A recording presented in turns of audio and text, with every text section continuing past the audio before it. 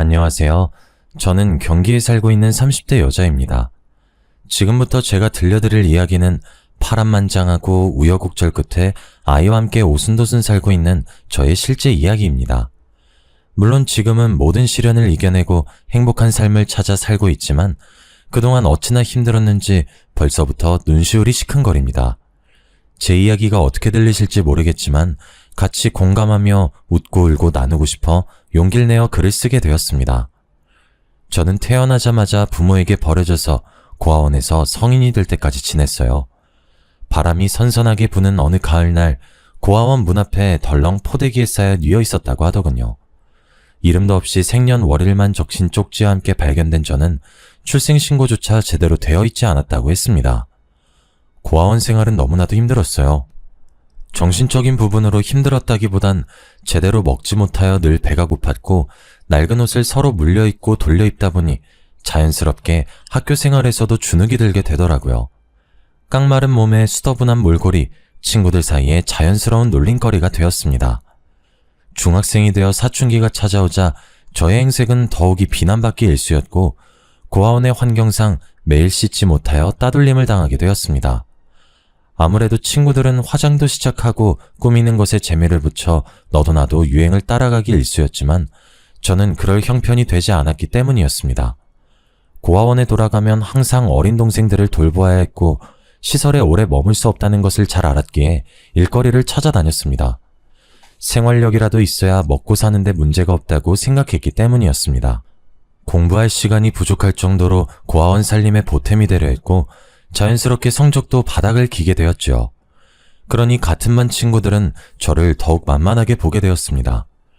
중학교 시절이 지나가고 고등학생이 되자 왕따의 형태는 더욱 악랄함을 띄우게 되었어요. 일반적인 놀림이 아닌 괴롭힘이 시작되었죠. 책상과 의자는 늘 복도 밖으로 나가 있기 일쑤였으며 하루하루가 지옥 같았습니다. 선생님과 상담을 해보기도 했으나 네가 좀 씻고 다니면 되지 않겠냐? 라는 상처뿐인 대화만 오갔습니다. 저는 자연스럽게 사람에 대한 공포가 생겼고 성인이 되어서도 대인공포증을 이기지 못했습니다. 고등학교를 어떻게 졸업했는지도 모르게 연말은 바빴습니다. 저는 성인이 되었고 자연스럽게 고아원을 퇴소해야 했기 때문입니다. 고등학교 졸업식은 상상도 하지 못했고 저는 바로 취업이 가능한 일자리를 찾았습니다. 하지만 대인공포증이라는 게 얼마나 무서운 일이던지 사람을 마주하는 일은 문득 찾아오는 호흡곤란과 식은땀, 경련 때문에 오래 일을 할 수 없었습니다.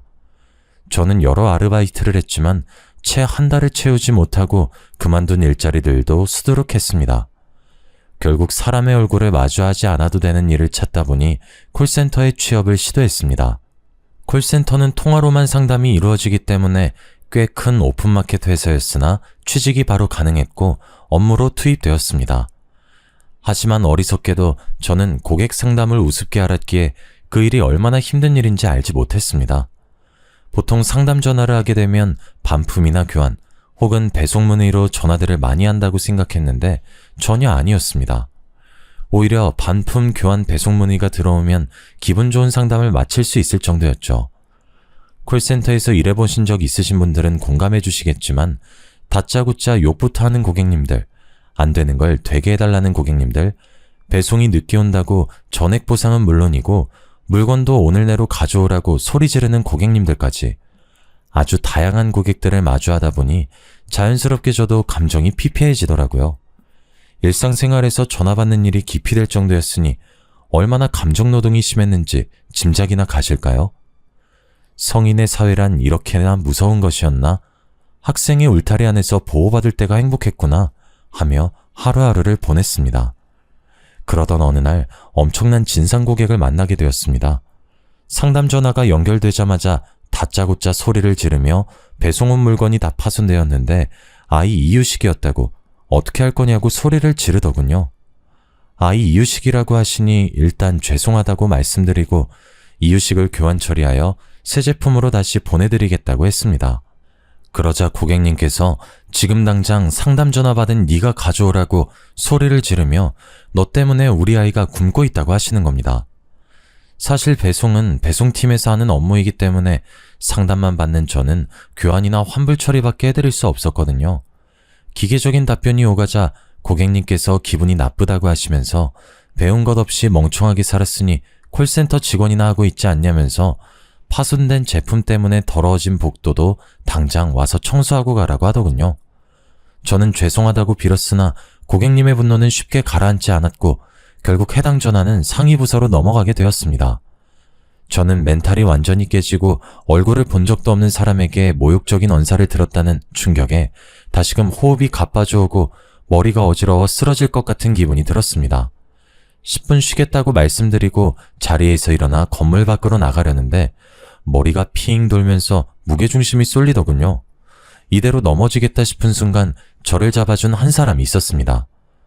괜찮으세요? 정말 감사합니다. 하마터면 크게 다칠 뻔했네요. 괜찮아요. 저를 걱정스럽게 바라보는 눈빛에 슬쩍 볼이 붉어졌습니다. 어디 다친 것도 아니고 다치기 전에 붙잡아주기까지 했는데 처음 보는 사람이 이렇게 나의 안위를 걱정해주다니. 방금 전 통화에서 받은 상처가 조금 옅어지는 기분이 들었습니다. 마침 음료수가 하나 있다며 저에게 캔 음료 하나를 건네준 그 사람과 건물 앞에서 잠시 이야기를 나누었습니다. 기훈 씨는 옆팀에서 근무하고 있는 상담원이라고 하였어요. 워낙 대인공포증이 심했던지라 다른 팀원들과 인사도 제대로 나누어 본 적 없었던 저는 기훈 씨를 처음 봤는데도 기훈 씨는 이미 저를 알고 있었다고 하더군요. 나이도 워낙 어린데다가 일도 꼼꼼하게 처리하는 것 같아서 우리 팀으로 왔으면 좋겠다 하고 생각했다고 하면서요. 저는 태어나서 처음 받아보는 남자의 호의에 금방 빠져들고 말았습니다. 서로 전화번호를 교환하고 퇴근 후 한잔하자는 약속까지 금세 잡았죠. 내일 눈인사를 주고받으며 퇴근 후에 가볍게 산책을 시작으로 술 약속까지 시간을 보냈습니다. 자연스럽게 기훈 씨와 손을 잡기 시작했고 헤어짐이 아쉬워 함께 밤을 지내기도 했습니다. 그렇게 자연스럽게 연인 사이가 되었어요. 남자친구라는 존재는 생각보다 저에게 매우 큰 존재였습니다. 세상이 달라 보이고 아침에 일어나 출근하는 길이 너무나도 새로웠습니다. 콜센터 진상을 만나도 기분 좋게 웃어넘길 수 있게 해준 존재가 바로 기훈 씨였습니다. 집에 가는 게 아쉬워서 기훈 씨와 함께 저의 작은 월세방에서 지내기 시작했습니다. 아침에 눈을 뜨면 자고 있는 기훈 씨가 보였고 출근 전 아침밥을 차려주는 게 그렇게 행복한 일인지 몰랐습니다. 그 사람이 일주일에 2~3번 집에 갈 땐 아쉬워 밤에 잠을 이루지 못할 때도 많았습니다. 이 사람과 함께라면 평생을 맡길 수 있겠다 싶을 정도로 저를 아껴주고 사랑해 주었죠. 저는 이 사람을 철석같이 믿었습니다. 기훈 씨가 피임을 하지 않아도 그저 그 남자의 사랑한다는 말 한마디에 허락해 주곤 했죠. 그렇게 같이 지낸 지 2달이 채 되지 않은 시간이 흘렀을 때 저의 몸에서 이상 신호를 보내더군요. 저는 모든 게 처음이라 그게 무슨 증상인지 몰랐습니다. 약간의 미열과 어지러움, 울렁거림. 저는 감기인 줄 알고 감기약을 먹으며 버티기도 했죠. 그러다 문득 깨달았습니다. 제가 몇 달째 생리가 없다는 사실을요. 사춘기 시절 제대로 먹지 못한 탓에 생리불순이 조금 있긴 했지만 이렇게 3~4개월 동안 생리가 끊어진 적은 없었습니다. 그러고 보니 아랫배가 조금 튀어나온 것 같았고 배꼽 밑으로 길게 선이 올라오는 것이 보였습니다. 저는 놀라서 회사를 조퇴하고 회사 근처에 있는 가장 가까운 산부인과로 달려갔습니다. 임신 테스트기를 해보셨냐는 말에 아니요, 안 해봤는데 임신 같아서요 라고 말을 하고 초조하게 제 이름이 불려지길 기다렸습니다. 피를 뽑고 꽤 오랜 시간 기다리니 진료실에서 제 이름을 부르더군요. 의사 선생님께서 저를 빤히 쳐다보면서 말했습니다. 아직 나이도 어린데 결혼은 아직 안 했죠? 라고요. 저는 고개를 끄덕였습니다. 의사 선생님께서 작은 숨을 폭 뱉으시고는 계획이 있었던 임신이냐고 묻길래 저는 고개를 푹 숙였습니다. 왠지 축복받지 못한 생명을 품은 기분이 들었기 때문입니다. 저는 임신 5개월 후기에 접어든 중기 임산부였습니다. 정말 둔했던 탓에 그리고 워낙 말랐던 탓에 배가 나온 것도 두드러지지 않았고 병원에서도 아기가 주수에 비해 매우 작다고 했습니다. 이미 주수가 24주에 가까워지고 있어 중절수술도 힘들다고 했습니다. 나이가 고작 20살밖에 되지 않았기 때문에 불법으로 시행하는 곳을 가면 수술을 할 수 있을지 모른다고 했지만 이 정도 주수가 되었으면 출산이나 다름없다고 했습니다. 아이 아빠는 알고 있느냐 물으시길래 고개를 절레절레 저었습니다. 일단 상의하고 오는 게 맞는 것 같다고 하시며 저에게 수술을 하려면 지방에 있는 병원을 찾아가야 된다고 하셨어요. 저는 일단 의사 선생님의 말씀대로 그날 저녁 기훈 씨가 집으로 돌아왔을 때 말을 했습니다. 기훈 씨, 나 할 말이 있는데 오늘 조퇴하고 병원에 갔다더니 몸은 괜찮아? 어디 아픈 거야? 쉬어야 하지 않겠어? 나 사실 임신했대요. 이거 우리 애기 초음파 사진이야. 벌써 23주나 됐다네? 임신을 했다고? 기훈 씨의 표정이 오묘하게 바뀌는 것을 보고 저는 일이 단단히 틀어졌다는 생각이 들었습니다. 사귀는 동안 단 한 번도 보지 못했던 화를 꾹 참는 듯한 차가운 얼굴을 보았거든요. 임신한 게 무슨 잘못인가 싶어 기훈 씨의 눈치를 봤지만 그 다음 그가 뱉은 말은 충격적이었습니다. 내 아이가 맞아? 확실해? 뭔가 착각한 거 아니야? 그게 무슨 소리야. 그럼 기훈 씨 말고 또 누가 있어요? 지금 나를 의심하는 거예요? 당연히 난 당신이 피임을 하고 있다고 생각했어. 피임을 안 한 건 나 혼자만이 아니라 기훈 씨도. 당연히 남자는 피임하는 게 번거롭지. 당신이 알아서 잘 챙겼어야 하는 부분 아니야? 그럼 우리 아이는 어떻게 하라는 소리예요? 지금 지우라는 뜻인 거야? 당연히 지워야지. 누구 발목을 잡으려고. 내가 당신이랑 결혼이라도 할 줄 알았어? 저는 정말 한 대 얻어맞은 듯한 충격이 휩싸였습니다. 물리적인 폭력만 없었지 이미 마음도 몸도 만신창이었죠. 그는 저에게 욕을 뱉기도 했고 식탁 의자를 발로 차기도 했습니다. 당장 지우러 가. 나 내년에 결혼할 여자 따로 있어. 다른 여자가 있다니 그건 또 무슨 소리예요? 나 지금 기훈 씨가 하는 말이 무슨 말인지 이해가 안 돼요. 설마 당신 바보야? 멍청한 당신은 그냥 심심풀이 땅콩이었단 소리야. 당신이 아이 지우지 않는다면 난 당신에게 돈 한 푼도 쥐어줄 수 없으니까 알아서 해. 그리고 두 번 다신 연락도 하지 말고. 진료 받는데 이미 주소를 넘겨서 애를 지울 수 없다고 했다고요. 그건 당신 사정이지. 출산을 해서 애를 버리든 아니면 어떻게든 낙태를 해. 회사도 그만둘 거니까 그런 줄 알아. 그렇게 문을 박차고 나간 기훈 씨는 정말 두 번 다신 그 문 안으로 들어오지 않았습니다. 저는 며칠 휴가를 내고 낙태를 할 수 있는 병원을 찾아다녔으나 이미 아이가 너무 커버렸고 낙태를 하기엔 위험이 크다고 거절만 당했지요. 며칠을 쉬고 돌아간 회사에 기훈 씨는 없었습니다. 전화도 받지 않더군요. 문자도 수백 통 남겨보고 전화도 걸어보았지만 일주일 후 그 번호는 없는 번호란 메시지가 뜰 뿐이었습니다. 임신 사실을 안 후 배가 티나게 불러오고 살도 꽤 붓기 시작했습니다. 저는 어쩔 수 없이 회사에 사표를 내고 월세방을 정리한 후 얼마 없는 돈으로 미혼모 센터에 입소하게 되었습니다. 생각보다 저만큼 힘들게 임신을 하고 출산을 강행하는 여성분들이 많더군요. 저는 그곳에서 마음의 안정을 찾기 위해 노력했습니다. 그렇게 아이는 40주를 꼬박 채운 어느 날 우렁찬 울음소리와 함께 태어났어요. 제가 버려졌듯 아이를 두고 나쁜 생각도 여러 번 했지만 작고 소중한 아이가 살겠다고 우는 모습을 보니 차마 발걸음이 떨어지지 않더군요. 저는 그렇게 아이를 키우겠다고 결심했고 몸조리도 제대로 하지 못한 채 일자리를 찾아 나섰습니다. 그래도 나라의 복지가 참 좋다 싶었던 게 출산했다고 출산지원금과 양육수당이라는 게 지원되더라고요. 그리고 미혼모라는 이유로 어린이집 대기도 1순위로 선정되기도 하고요. 정말 운이 좋게도 아이가 8개월이 지났을 무렵 미혼모 시설 퇴소와 함께 어린이집에 자리가 나서 아이를 보낼 수 있게 되었습니다. 어린이집에 종일 아이를 맡기고 저는 일단 닥치는 대로 자빌부터 시작했습니다. 처음에는 상가 근처에서 음식을 배달하는 일부터 시작했습니다. 상가 특성상 점심시간에 백반을 배달시켜 먹는 경우가 많았고 저는 설거지를 하면서 배달 일도 함께하여 시급도 꽤 많이 받을 수 있었습니다. 그렇게 푼돈을 한두 푼 모으면서 눈여겨본 옷들을 하나둘 사모으기 시작했습니다. 처음에는 도매로 떼어온 옷들을 중고물품 파는 곳에 한두 개씩 팔기 시작했는데 반응이 꽤 괜찮더라고요. 그래서 SNS를 이용한 옷 장사를 시작했습니다. 판매 건수가 처음에는 한두 건으로 시작해서 10건, 20건, 100건이 넘어가자 세금 문제도 걸리고 현금 영수증을 요구하는 사람들이 늘어나 저는 본격적으로 창업 준비를 시작했습니다. 아직 20대 초반인 나이라 힘도 팔팔했고 의욕도 넘쳤습니다. 쇼핑몰을 창업하기까지 꽤 큰 돈이 들어갔지만 아이와 살고 있는 반지하 월세방을 창고처럼 이용하며 물품을 팔기 시작했습니다.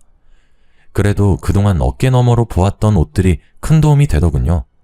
역시 꾸준함과 성실함은 배신하지 않는 걸까요? 2년 정도 지나니 저는 정말 잘 나가는 쇼핑몰 사장님이 되어 있더라고요.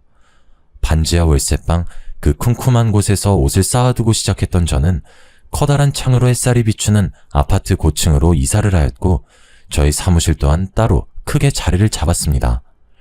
이제 더 이상 옷이 습기를 먹을까 냄새가 나지 않을까 하는 고민은 하지 않게 되었습니다. 직원도 없이 혼자 발품부터 배송까지 전부 도맡아 했던 제가 디자인팀, 배송팀, 관리팀, 직원을 여럿 두고 일하는 사장님이 되었습니다.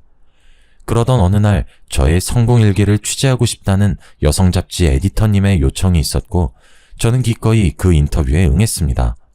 저의 과거부터 성공하기까지 상세하게 나열하진 않았지만 큼지막한 사건들이 잡지에 실렸고 저의 단단함을 보고 응원해주신 분들로 인해 쇼핑몰은 더욱 잘되기 시작했죠. 그렇게 가난하고 힘들었던 제가, 대인기피증의 왕따였던 제가 이제는 그 모습을 다 벗어던지게 된 겁니다. 문제는 제 인터뷰를 본 기훈 씨에게 연락이 오기 시작했다는 겁니다. 오랜 시간 만났다는 그 여자친구와 결혼을 했으나 결국은 이혼을 하게 되었고 그동안 저를 그리워했다. 심지어 그렇게 지우라고 난리치던 아이까지 보고 싶다고 하는 겁니다. 저는 딱 잘라 거절했습니다만 친자가 일치할 경우 자신에게도 친권이라는 게 있다고 하면서 아이를 데리고 가겠다고 협박을 하였습니다. 저는 친자 검사에 동의하지 않았지만 법적으로 제재할 수 있는 부분이 아니기에 어쩔 수 없이 친자 검사를 시행하게 되었고 아니나 다를까 기훈 씨의 친자 일치로 결과지를 받아보게 되었습니다. 기훈 씨는 더욱 비열하게 아이를 내놓아라, 여태 너랑 살았으니 이제 나랑 살아야겠다 하며 뻔뻔하게 양육비를 지급하라 하였습니다. 저는 기훈 씨 없이 아이를 낳고 몇 년 동안 혼자 전전긍긍하여 아이를 키웠는데 그간의 보상 하나 받지 못하고 친자가 일치한다는 이유로 이런 요구를 하는 것은 말도 안 된다 하였지만 기훈 씨는 콧방귀를 끼며 친권소송을 걸겠다고 하더군요.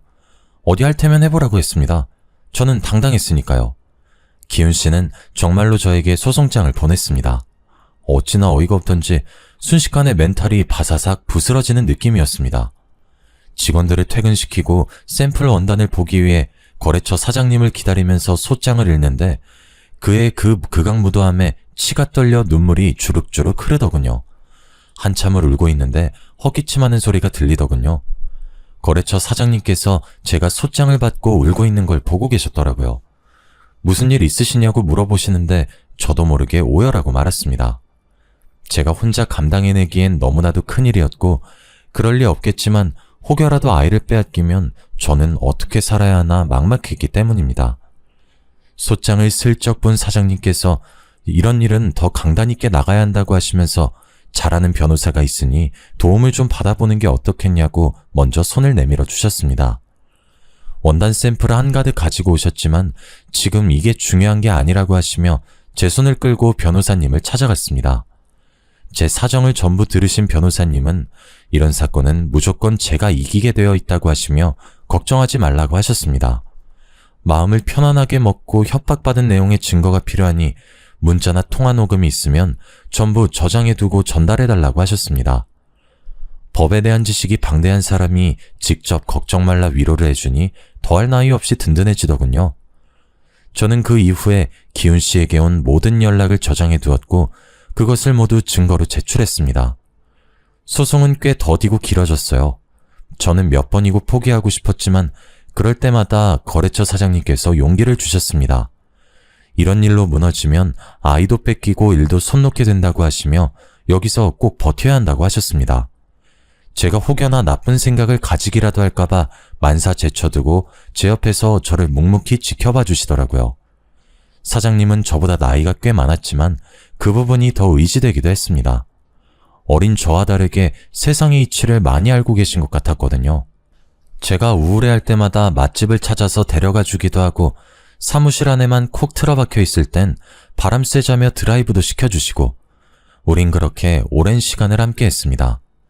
소송이 1년쯤 안 되었을 때 마무리가 되었는데 그때까지 매일 저에게 안부를 묻고 저를 기다려준 사장님께 저도 모르게 마음이 쏟아지더라고요. 당연히 소송은 승소하였습니다.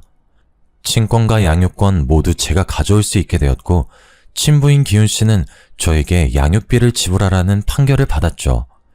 기훈 씨는 그런 결과를 받아들이지 못하고 저에게 몇 번 더 연락을 시도했으나 사장님께서 모든 연락을 막아주셨고 변호사님께서도 법적으로 조치를 취할 수 있다고 언제를 주셨습니다. 기훈 씨는 예상치 못한 반격에 양육비는커녕 1원 한 푼 주지 않고 그대로 연락을 끊고 잠수를 타더라고요. 제가 저런 찌질한 사람을 사랑했었다니, 나의 하나뿐인 소중한 아이의 친부라니 진절머리가 나더라고요. 또 한 번 시련을 이겨낸 저는 정말 돌멩이처럼 단단한 사람이 되었다고 생각했습니다. 그 일이 일어나기 전까지 말이죠. 저는 사장님과 진지한 만남을 가졌습니다. 저희 아이와도 잘 놀아주고 정말 애정을 듬뿍 담아 대하는 것이 느껴졌기 때문입니다.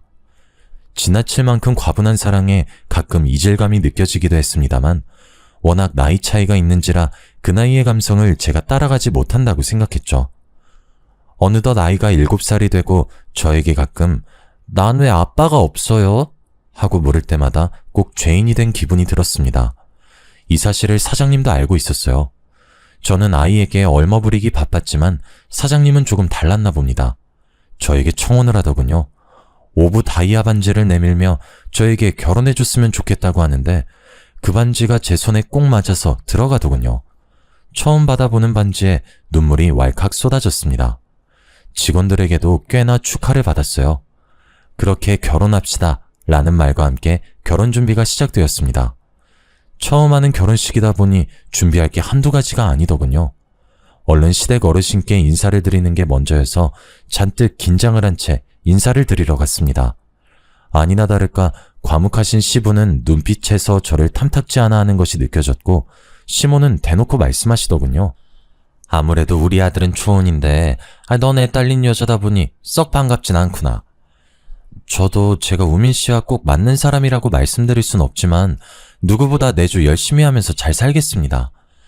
그래도 돈은 좀 있다고 하니 구색은 제대로 맞춰줬으면 좋겠는데 그 정도는 내가 바래도 되겠지? 제가 어떤 걸 준비하면 될까요? 예단 말씀하시는 거죠?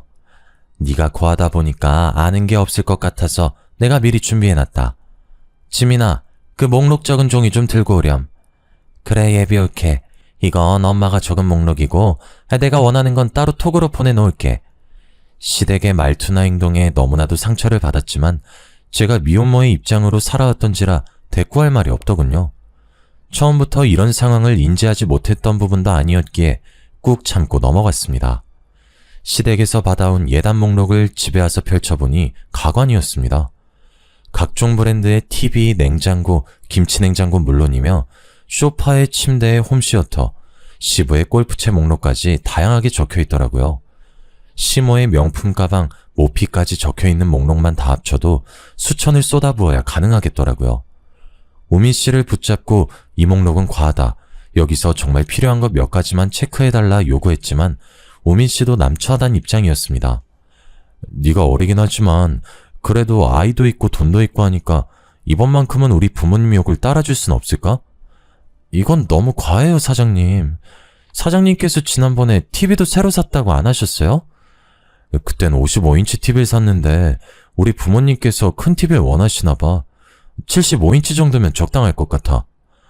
있는 살림이 있는데 이 모든 걸 새로 산다니 좀 부담되긴 하네요. 지금 우리 집에 있는 걸 가져오면 되지.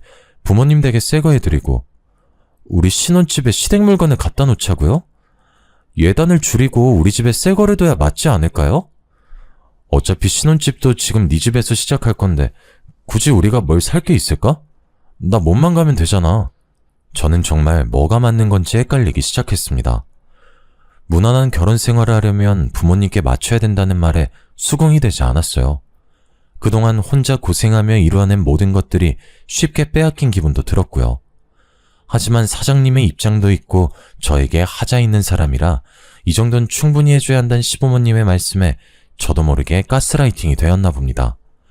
결국 어리석은 저는 그 모든 예단을 들어드리기로 결심했어요. 하지만 예단 목록은 거기서 그치지 않았습니다. 제가 예단을 모두 해드리겠다고 말씀드린 날 신우이에게 톡이 도착했어요. 옳게, 내가 그때 말했던 필요한 목록 보내놓을게. 명품 가방 2개, 명품 구두 3개, 명품 브랜드 정장 2벌, 원피스 한 벌, 코트 한 벌. 그리고 나 돈이 좀 필요해서 그러니까 1,000만 원만 줘. 내가 지금 취업을 좀 해야 할 것 같은데 올케 쇼핑몰 엄청 크더라? 거기에다 한 자리 꽂아주면 좋겠는데. 뭐 일거리 최대한 없는 쪽으로. 월급은 두둑하게. 알지? 원래 가족들은 다 그렇게 꽂아주고 하는 거야. 기다릴게. 저는 톡을 받고 경악을 금치 못했습니다. 명품 가방, 구두, 의류에 현금 1,000만 원이라니. 저도 손이 떨려 사지 못한 것들입니다. 너무나도 당당하게 요구하기에 저도 당연하게 거절하였습니다. 지금 말씀하신 부분은 너무 과한 것 같아요. 이미 어머님 예단 목록으로도 충분하다고 생각됩니다. 말씀하신 명품 가방이나 의류들은 저도 비싸서 구매하지 못한 것들이에요. 그리고 쇼핑몰 일자리는 제가 생각해 보겠습니다. 일거리 최대한 없는 자리는 없지만 노력해 볼게요. 어머, 올케? 올케 내가 무섭지도 않은가 봐? 내가 여기서 어깃장 놓으면 결혼 무르게 될걸? 내가 억 단위를 요구한 것도 아니고 고작 1,000만 원의 가방옷 몇 개잖아. 그거 다 해야 3,000만 원도 안 될 건데. 올케네 쇼핑몰 그 정도는 벌지 않아? 잡지엔 뭐 매출이 몇십억대라고 하던데. 매출이라는 건 순이익을 말하는 게 아니라서요. 직원들 월급에 상품 사입에 관리까지 하려면 남는 게 많진 않아요. 그건 내가 알 바 아니니까 내 말 무시하지 말고 꼭 준비해줬으면 좋겠어. 백화점 갈 때 같이 가고. 답장 안 할게. 저도 모르게 한숨을 푹 쉬었습니다. 직원들 중 하나가 사장님 프로포즈 받고 얼굴에 수심이 깊어지는 것 같다고 하며 걱정까지 하더군요. 직원들의 사기를 꺾는 것 같아 오히려 미안한 마음이 들었습니다. 다 같이 잘해보자 커피 한 잔씩 돌리고 걱정하지 말라고 당부하며 우민 씨에게 전화를 걸었습니다. 우민 씨, 신우이한테 연락이 왔는데 나한테 명품 브랜드 가방이랑 옷 몇 개, 그리고 현금으로 1,000만 원을 달라고 하더라고요. 얘기 들었어. 일단은 내가 지금 좀 바쁘니까 나중에 연락할게.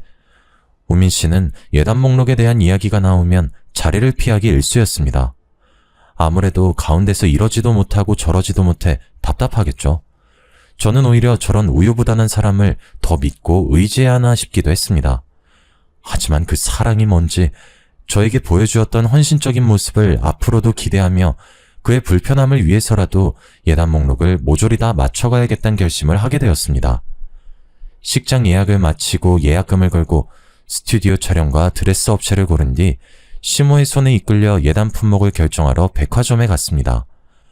항상 최고급만 써왔다고 하시며 각종 브랜드 상품 중에서도 가장 비싸고 가장 잘 나가는 모델들로만 쏙쏙 골라 계약을 하는 모습을 보니 약간 씁쓸함이 남았지만 그래도 하나하나 결제할 때마다 즐거워하시는 걸 보니 또 한편으로는 잘했다 싶기도 했습니다. 진즉 기쁜 마음으로 돈 좀 쓸걸. 괜히 내키지 않아 하다가 우미 씨까지 스트레스 받게 한 것 같아 미안한 마음도 들었습니다. 현재 짐이 있으니 결혼식 끝나고 신혼집에 시댁 물건들 옮기고 시댁으로 새 가구 가전을 배송받기로 예약까지 다 걸어뒀습니다. 신우이는 백화점 갈 때 자기 물건도 같이 샀으면 얼마나 좋았겠냐고 투정 부렸지만 시댁 예단 물품으로도 너무 힘들었기에 다음을 기약하였습니다. 하나하나 잘 풀려가고 있다고 생각이 들었지만 진짜 복병이 시작되었습니다. 쇼핑몰에 한 자리 달라던 신우이가 하루도 빠짐없이 사무실에 출근을 했기 때문이죠. 사무실 주소도 알려주지 않았는데 어떻게 검색을 해서 찾아온 건지 우민 씨를 추궁했지만 우민 씨도 알려준 적 없다고 선을 그었습니다. 진실은 아무도 알 수 없지만요. 제가 외근을 나가는 동안에도 사무실에 죽치고 앉아서 허구한 날 통화에 직원들에게 사사건건 시비를 걸어댔습니다. 하루는 일하고 있는 디자인팀 직원에게 커피 심부름을 시키질 않나, 또 하루는 창고 재고 관리를 하는 직원에게 창고에 먼지가 많다며 청소는 언제 하는 거냐고, 먼지가 많으면 목이 아프니까 빨리 청소하라고 되도 않는 갑질을 하고 있더라고요. 참다 신우이에게 말도 해봤지만 올케가 물으니까 아랫사람들이 일을 제대로 하지 않은 거야 라며 오히려 저를 나무랐습니다. 백날 말해봐야 속이에 경일 끼다 싶어 저도 좋은 게 좋은 거라고 직원들을 다독여가며 조금만 참아달라고 했습니다. 어느 때와 다름없이 공장에 샘플을 확인하러 다녀오니 왼수 같은 신우이가 어딜 갔는지 보이질 않더라고요. 이제야 숨 좀 돌리겠다 싶어 직원들과 마무리 작업을 하고 샘플을 확인하고 있는데 직원들 얼굴이 영 좋지 않더군요. 무슨 일 있냐고 물어봐도 대답이 없고 재고관리팀 직원 하나는 그만두고 싶다는 의사를 전해왔습니다. 초창기부터 오랜 시간 함께했던 직원들이라 마음이 좋지 않아 사정이 있으면 잠시 휴가를 주겠다고 했으나 더 이상 이곳에서 일하기 힘들다고 눈시울을 붉히더라고요. 알고 보니 신우이가 제가 없는 사이 직원들을 또 잡돌이 했더라고요. 내가 내일 지민 씨에게 잘 말해볼게. 여기서 그만두면 내가 너무 서운할 것 같아. 사장님, 저 정말 못 버티겠어요. 아까도 사진 보정하고 있는데 와서는 저 모델이 시원치 않다면서 자기가 모델하면 어떻겠냐고. 신우이가 나이가 몇인데 그런 소리를 했단 말이야? 네, 그러면서 요즘 다 포토샵으로 만지는 거 아니냐고, 자기가 하면 더 잘할 수 있다고 사장님한테 이야기를 해달라고 어찌나 조르던지. 내가 잘 말할게. 더 이상 사무실 오지 말라고도 할게. 응? 조금만 기다려줘. 이미 여기서 월급 받고 일하는 거라면서 자기한테 대들지 말라고 이제 사장 가족이라고 그러던걸요? 저 못하겠어요, 정말. 저는 정말 머리가 지끈 아팠습니다. 어떻게 일궈낸 회사인데 사이 좋았던 직원들까지도 괴롭다고 할 정도니 우민 씨의 자상함만 아니었어도 집안만 봐서는 언제라도 파혼하고 싶은 심정이었습니다. 퇴근 시간이 다가와서 직원들을 보내고 사무실에 혼자 앉아 장부를 보고 있는데 장부 내용이 약간 이상했습니다. 급히 퇴근길에 나선 격리 직원을 불렀습니다. 다행히 아직 회사 근처라고 돌아오겠다고 했어요. 분명 지난달에 외근비랑 부자재 값이 이게 아니었던 것 같은데? 장부 엑셀 파일 좀 볼 수 있어? 사장님, 그거 사실은... 왜? 내가 모르는 뭐가 있어? 이거 지금 횡령이야. 알지? 내가 자기 얼마나 믿는지. 내가 장부 기입은 다 자기한테 맡겼었잖아. 저도 잘 알죠. 그런데 제가 수정한 게 아니에요. 사업자 통장도 확인해보니까 일적 금액만큼 인출되어 있던데 어떻게 된 거야? 자기 무슨 일 있어? 일은 제가 있는 게 아니라 그게... 그냥 속 시원하게 말해봐. 우리 둘밖에 없잖아. 그거 사장님 신우이분이 한 짓이에요. 격리 직원의 말은 그랬습니다. 제가 신상품 준비를 위해 요즘 들어 외근이 잦았던 건 사실입니다. 제가 자리를 비운 사이 직원들에게 갑질을 했고 하다못해 격리 직원의 컴퓨터에 앉아 엑셀 파일을 열어보고 있더랍니다.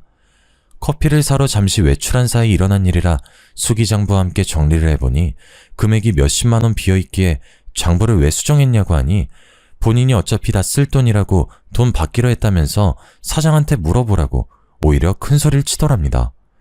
그러면서 중간에 오해가 생겨 사장이 파혼이라도 하면 다 네 탓이라고 소리를 지르고 조용히 넘어가길 원하면 앞으로 종종 수정해달라고 했답니다. 그렇게 중간에서 횡령한 돈이 700만 원을 넘기고 있었더라고요. 물론 중간중간 통장 확인과 장부 확인을 하지 않은 저도 문제라면 문제지만 항상 오차 없이 일처리를 했던 격리 직원을 믿고 있었고 신우이가 감히 사업자 통장까지 손댈 거라고는 생각도 못했었기 때문에 몰랐던 겁니다. 혹시라도 제가 파혼이라도 당할까 격리 직원은 속을 끙끙 앓았더군요. 제가 너무 화가 나서 몸을 부르르 떨자 직원이 입을 열었습니다. 사장님, 결혼 꼭 하셔야겠죠? 왜? 이거 말고 다른 일이 있어? 저 정말 한치의 거짓도 없이 사장님께 그대로 사실만 전하는 거예요? 저 의심하지 마세요. 왜 그래? 무슨 일인데? 사실 요즘 사장님 외근 나가실 때마다 그 신우이 분께서 회의실에서 자꾸 전화를 하시더라고요. 누군진 모르겠지만 친구 같기도 하고. 근데 통화 내용이 사장님도 아셔야 할 것 같아서요. 제가 엿들으려고 들은 건 아니었는데요. 뭔데 그래? 그분 말대로라면 남동생이 정말 제대로 호구 하나 물어왔다고 쇼핑몰 명의도 곧 자기 명의로 바꿀 거라고 하시면서 굳이 필요도 없는 가전제품이며 가구며 집 인테리어까지 싹 바꿀 거라고 하셨어요. 아니, 정말이야? 그동안 내가 어떻게 해줬는데 이런 식으로. 그리고 어차피 가족으로 생각도 안 하는 버러지라면서 고아 출신이라 가족이라는 이름만 붙으면 다 진짠 줄 안다고 막말하더라고요. 조만간 건물도 하나 사달라고 해서 카페도 차릴 예정이니까 카페 차리면 와서 알바 좀 하라고. 심지어 사장님이 월급도 다 내줄 거라고 하면서 말하셨어요. 아니, 잠깐만. 나 머리가 너무 아파서. 사장님, 제가 정말 오랜 시간 사장님과 함께 했고 친언니 같아서 하는 말이에요. 정말 저 집안 사람들 순 사기꾼 같아요. 제발 파혼하셔요. 지금 나한테 한 말 전부 다 사실이고 혹시라도 싸움이라도 생기면 증언해줄 수 있어? 당연하죠. 제가 혹시 몰라서 회의실 CCTV도 저장해뒀어요. 소리가 워낙 작게 녹음되긴 했지만 무슨 말인진 알아들을 수 있어요. 정말 너무 고맙다. 이 은혜를 내가 어떻게 갚아야 할지. 사장님만 행복하시면 돼요. 어서 빨리 저 썩은 집안에서 탈출하시길 바랄게요. 저는 격리 직원에게 CCTV 영상이 담긴 USB를 받았습니다. 그간 횡령해간 증거가 담긴 장부 원부 또한 들어있었습니다. 이제 일말의 정도 다 떨어졌고 우민 씨가 손이 발이 되도록 빈다 해도 되돌아갈 생각이 들지 않았습니다. 이제서야 콩깍지가 벗겨진 거였죠. 그날 저녁 퇴근을 하고 아이와 함께 시간을 보내면서 아이에게 다시 한번 미안하단 말을 했습니다. 아빠가 생길 거라고 좋아했었는데 들어주지 못할 것 같다고 하니 아이가 저를 꼭 안아주더군요. 나는 엄마만 있으면 돼. 엄마를 제일 사랑해. 라고 하면서요. 한참을 울다 마음을 정했습니다. 저는 그날 주말 시댁과의 식사 자리까지 기다렸습니다. 한 번에 터뜨리는 편이 좋을 것 같았어요. 주말이 오기 전 백화점에 들러 예약해두었던 가구와 가전을 모두 취소했습니다. 가전제품은 아직 상품을 받지 않아 전액 환불이 가능했고 가구 상품 중 일부는 주문 제작 상품이라 예약금을 날리긴 했지만 모두 취소하고 나니 마음이 편안했습니다. 그 후엔 웨딩 플래너에게 위약금을 주고 스튜디오와 드레스 메이크업, 식장 모두 취소했습니다. 그 정도 금액은 아깝지도 않더라고요. 다행히 백화점에서도 웨딩 플래너도 우민 씨에겐 따로 연락하지 않은 것 같았습니다. 아무렇지 않게 주말에 소고기를 먹자고 우리 부모님 몸보신 좀 하셔야겠다고 괜찮은 강남에 고깃집 예약을 해놓으라고 연락이 왔더군요.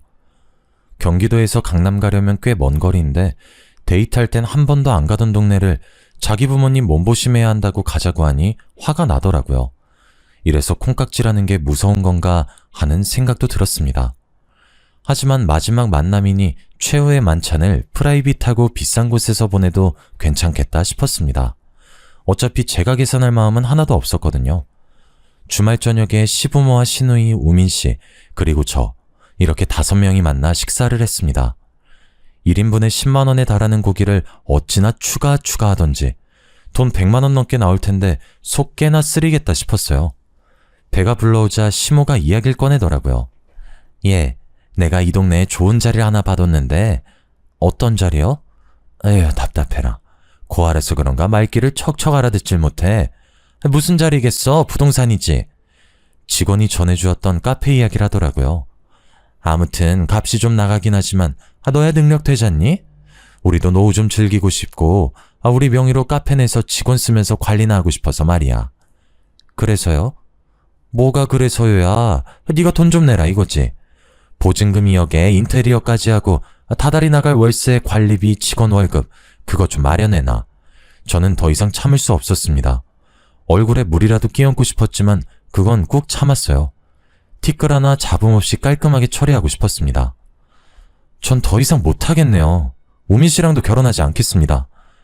제가 저 말을 했을 때 그 가족들의 표정을 사진으로 어찌나 남기고 싶던지 다들 벙찐 얼굴로 저에게 모든 시선이 꽂히더군요. 저는 눈도 마주치지 않은 채 식사 자리를 정리했습니다. 제가 준비했던 예단들은 당연히 이미 취소했고요. 결혼 준비했던 모든 것들 위약금 물고 해지했습니다. 웨딩 플래너에게 연락하셔도 좋아요. 당신 나랑 한마디 상의도 없이 이게 무슨 짓이야? 내가 이래서 못 배운 애들이랑은 상종하는 거 아니라고 했잖아. 그깟 돈 좀 번다고 유세 떠는 거야? 네가 뭐가 잘나서 파혼이야? 그 입 다무시죠? 지민씨, 그동안 저희 회사 공금 횡령한 증거 다 가지고 있습니다. 제가 이걸로 소송이라도 걸면 어떻게 배상하시려고요? 뭐라고? 그동안 알차게도 조작하셨던데 저희 유능한 직원이 이중장부로 관리해두고 있어서요. 회의실에서 통한 CCTV 내용도 가지고 있습니다. 야, 너 그거 불법 촬영 아니야? 아무 말이나 막 하지 마시고요. 호구를 물어왔다고요? 쇼핑몰 명의도 바꾸고 카페도 차릴 거라고요? 누구 마음대로요? 시모의 날카로운 시선이 시누이를 향해 가자 시누이가 이를 그르쳤다는 생각이 들었는지 눈꼬리를 확 내리더군요. 그거야 그냥 가족 되는 거니까 그렇게 하면 어떨까 싶어서 한 말이지. 친구랑 통화하면서 뭐 내 생각도 말 못해? 그게 생각만으로 끝나지 않으니까 문제죠. 제가 미혼모라 하자 있다고 고아라서 배운 게 없다고 하셨죠 그동안? 그걸 뭐 또 그렇게 마음에 담아두고 그래? 그냥 주책맞게 한 소리지. 배운 게 없고 하자 있는 사람이라 제 맘대로 하려고요. 더 이상 우미 씨랑 결혼 준비 못하겠고요. 앞으로 저희 사무실에도 찾아오지 마시고요. 혹시라도 저한테 연락한다거나 절 찾아온다거나 하면 경찰에 바로 신고하고 고소 준비할 테니까 그런 줄 아세요. 그 가족들 모두 아무 말도 못하고 우물쭈물해 있는 사이 저는 가방을 들고 일어섰습니다. 제가 파혼하는 마당에 계산까지 해야 할까요? 제가 먹은 건 별로 없지만 잘 먹었습니다. 그렇게 저는 뒤도 돌아보지 않고 그 자리를 박차고 나왔습니다. 속으로 어찌나 통쾌하던지 얼른 집에 가서 아이랑 치킨이나 시켜 먹어야겠다고 생각했습니다. 집에 도착해서 치킨을 주문하고 아이랑 같이 기다리고 있는데 벨이 띵동 울리더군요. 치킨인 줄 알고 문을 열었더니 우민 씨가 있었습니다. 분명 찾아오지 말라고 경고했는데 우민 씨는 이 상황이 도리어 화가 나는지 저에게 다짜고짜 소리를 지르더군요. 저도 지지 않고 맞서 싸웠습니다. 아이 앞에서 할 행동은 아니지만 저도 눈에 보이는 게 없었거든요. 세상 물정 모른 거 걷어줬더니 이게 무슨 짓거리야? 우민 씨가 뭘 모르는 거지. 내가 왜 10살이나 많은 늙은이한테 시집가면서 재물까지 갖다 바쳐야 돼? 뭐가 어째? 내가 찾아오면 경찰에 신고한다고 했지. 찾아오지 마. 너만 신고하는 게 아니라 니네 누나도 횡령죄로 깜빵살이 시킬 거니까. 알았어? 이게 오냐오냐 하니까 누가 누굴 오냐오냐 해. 당신이 나 호구라고 하고 다닌 거, 돈 때문에 나한테 들러붙은 거 이미 다 알고 있어. 사기 결혼으로 모든 위약금부터 스토킹 신고까지 당하고 싶지 않으면 당장 꺼져. 저는 그대로 문을 쾅 닫았습니다. 두어 번 벨을 더 누르는 소리가 들리고 문을 쾅쾅 두드리는 소리까지 났지만 제가 받아주지 않으니 집으로 돌아간 것 같았습니다. 다음날 출근을 하여 직원들에게 그동안 있었던 일에 대해 솔직하게 말하고 진심으로 사과했습니다. 그만두겠다는 직원은 엉엉 울면서 좋지 않은 소식이면서도 너무 좋은 소식이라고 그 나쁜 인간들 천벌받을 거라고 그러더라고요. 격리 직원은 아침부터 편의점에 가서 혹시 찾아올지도 모르니까 다 같이 소금이나 뿌리자고 소금 한 봉지를 사왔더라고요. 2번 다시 찾아오지 말라고 했으니 그걸 쓸 일은 없을 거다 했는데 점심시간이 지나자 우민 씨와 신우이가 정말 찾아온 게 아니겠어요? 당장 꺼지라고 소리 지르고 직원들은 경찰에 신고하겠다고 엄포를 놓고 대치하는 상황에서 정말로 격리 직원이 소금을 푹 찢어버리더라고요. 신우이와 우민 씨 얼굴에 정면으로 소금을 확 뿌리면서 사기죄랑 횡령죄가 얼마나 무서운 건지 아냐고 당신네들 당장 변호사 알아보라고 했어요. 정말 사이다 한 캔을 원샷한 기분이었습니다. 소금을 탈탈 털어내며 고소당할 게 정말 무서웠는지 모두 묻어주면 2번 다시 찾아오지 않겠다고 약속하더라고요. 변호사 공증이 필요하면 공증까지 받겠다. 대신 CCTV 영상과 장부 기록은 지워달라고 하길래 평생 나타나지 않으면 그 일이 밝혀지지 않을 거다라고 서로 합의했습니다. 그 일이 생긴 뒤로 저는 남자라면 아주 치를 떨었습니다. 그 몇 년 동안은 일에만 매달렸던 것 같아요. 직원들과는 더욱 돈독해졌고 제 나이는 30을 넘겼습니다. 체력적으로 힘이 붙이는 것 같아 배드민턴이라도 쳐볼까 하는 마음에 동네 동호회에 가입을 했고 매일 퇴근하고 오후에 배드민턴을 치곤 했습니다. 동호회에 속한 사람은 대략 30여 명이었는데 알고 보니 동호회 전통이 한 달에 한두 번 주말에 봉사활동을 가는 거였어요. 저는 아이와 시간을 보낼 겸 몇 번 거절했지만 수차례 거절했던 터라 더는 민망해서 안 되겠다 싶어 주말 봉사활동에 참가하겠다고 했습니다. 단톡방으로 봉사활동 주소를 받았는데 어딘가 기억에 있는 주소였습니다. 핸드폰으로 검색해보니 우연의 일치인지 제가 어린 시절을 보냈던 그 보육원 주소였어요. 정말 사느라 바빠 까마득히 잊고 있었는데 마음 한켠이 뜨겁게 울컥거리더군요. 주말 아침 일찍 보육원으로 가니 정말 예전 모습 그대로더라고요. 낡은 시설에 꾀지지한 아이들의 모습까지도요. 유년 시절을 보내며 힘들었던 기억이 솟구치고 옷을 돌려 입고 제대로 씻지도 못하고 먹지도 못했던 그때가 떠올랐어요. 저는 원장 선생님과 진득한 이야기를 나누었고 그곳을 정기적으로 후원하기로 했습니다. 사춘기가 지난 아이들의 옷도 정기적으로 기부하겠다고 했고요. 적어도 보육원에서 자랐다고 무시받고 멸시받는 일은 더 이상 없었으면 하는 마음에서 시작한 일이었습니다. 이런 제 모습을 지켜보던 동호회 회원님 한 분이 저에게 엄지손가락을 척 올리더라고요. 쉽지 않은 결정이었을 텐데 후원까지 하는 모습이 참 멋지다고요. 저에게 존경이란 단어를 쓰더라고요. 조금 쑥스러웠지만 그분에게 저의 이야기를 해주었습니다. 저는 보육원에서 자랐고 그로 인해 힘든 학창시절과 사춘기를 겪었다고요. 더 이상 저와 같이 마음이 아픈 아이들이 없었으면 하는 마음이 든다고 덧붙였습니다. 그러자 그분도 아주 놀라며 저에게 말하더라고요. 지금 봉사활동을 온 인곳은 아니지만 본인도 보육원 출신이라고, 저의 말에 충분히 공감이 간다고 하며 보육원 출신이란 이유로 무시받았고 결혼도 번번이 무산되었다고 했습니다.